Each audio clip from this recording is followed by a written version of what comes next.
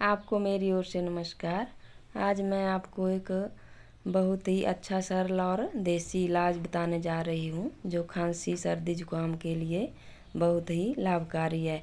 इसमें हम 5 पत्ते तुलसी माता के लेंगे, 5 दाने काली मिर्च के और एक बड़ी इलायची के हमने बीज निकाल लेने हैं। ये हमने इसके बीज निकाल लिए।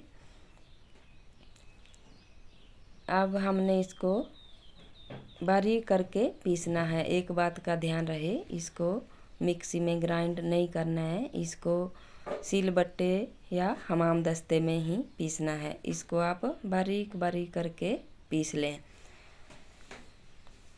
अब ये देखो हमारी पीसकर ये दवाई तैयार हो गई। अब हमने लेने हैं शहद के 1 या 2 चम्मच, जिसमें इसको मिक्स करना है, मिलाना है। इसको अच्छी तरह घोल करके मिला देना है।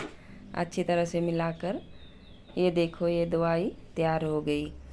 अब हमने इसको दिन का 4 या 5 बार यूज करना है, जैसे उम्र के हिसाब से दिन के 4-5 बार यूज करना है।